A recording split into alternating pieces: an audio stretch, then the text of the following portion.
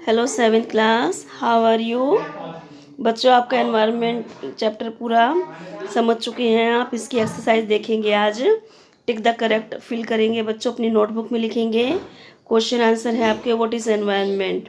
Environment होता क्या है? जो हमारे सराउंडिंग, जो मैंने आपको समझाया चैप्टर में, जो हमारे सराउंडिंग में, हमारे चारों तरफ जो भी हम देखते हैं, जो भी हमसे सीधे सीधे हमारे संपर्क में आता है ना, वही एनवायरनमेंट है। ये हमारा बेसिक सपोर्ट सिस्टम है। ये हमें एयर, वाटर, फूड, ये air, water, food and basic needs जो हमारी पूरी होती हैं, जिसके द्वारा, वही हमारा एनवायरनमेंट है। जैसे कुछ नेचुरल बेस्ड है, कुछ ह्यूमन बेस्ड है, ह्यूमन मेड जो एनवायरनमेंट होता है, वो सब हमारा एनवायरनमेंट में गिनती होती है। नेक्स्ट क्वेश्चन है बच्चों, second question, why is our environment changing. हमारा एनवायरनमेंट चेंज क्यों होता रहता है?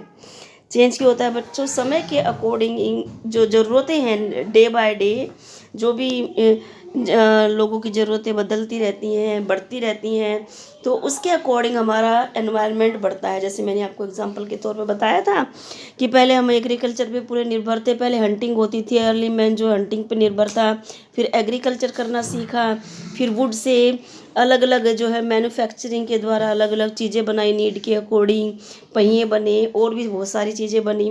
तो इस तरह से जो है एनवायरनमेंट हमारा चेंज होता रहता है, मैन मेड भी और जो नेचुरल बेस एनवायरनमेंट है। जैसे कि माइंस वगैरह खोद के लोग एक्सट्रैक्ट करते हैं मिनरल्स, है ना, जिससे हमारी नीड्स पूरी होती हैं।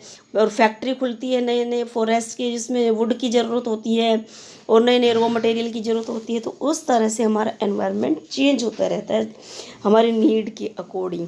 और हम जो है मॉडिफाई करना स्टार्ट कर देते हैं, उसे मैन्युफैक्चरिंग करना शुरू कर देते हैं, है ना।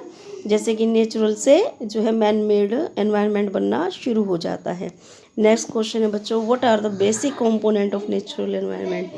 बेसिक जो चीज़ है एनवायरनमेंट की, वो क्या चीज़ है नेचुरल एनवायरनमेंट की? कौन कौन सी है? Land, water, air, plants and animal. ये एनवायरनमेंट है, जिससे कि लैंड हमें रहने को मिलता है, पानी जो कि हमारे जीवन के लिए उपयोगी, एयर जिसके बिना हमारा जीवन संभव नहीं है, प्लांट्स एंड एनिमल्स, ये नेचुरल जो है कंपोनेंट्स तत्व है एनवायरनमेंट के। व्हाट इज़ इकोसिस्टम, क्या है इकोसिस्टम? मैंने बताया था ना बच्चों, all plants, animals and humans being depend on their immediate surroundings. सभी जो प्लांट्स हैं, एनिमल्स हैं, ह्यूमन बींग्स हैं, जो एक दूसरे पर डिपेंडेंट हैं, जो भी लिविंग थिंग्स हैं आसपास, जो भी एक दूसरे पर डिपेंडेंट हैं, वो होती हैं इकोसिस्टम जो क्रिएट करती हैं, है ना। जैसे पशु पक्षी प्लांट्स पर निर्भर हैं, प्लांट्स जो है बारिश पर निर्भर हैं, और बारिश जो है पानी सिर्फ सूख के समुद्रों का जब ऊपर जाता है उस पर निर्भर है, और पानी सूखता है सन हीट से। तो इस तरह से एक दूसरे पर सभी जो है निर्भर हैं, वही इकोसिस्टम क्रिएट हमारा होता है उसी के द्वारा। What is lithosphere. लिथोस्फीयर की डेफिनेशन बच्चों मैं पहले भी आपको करा चुकी हूँ, बट आपको आज रिपीट करा देती हूँ।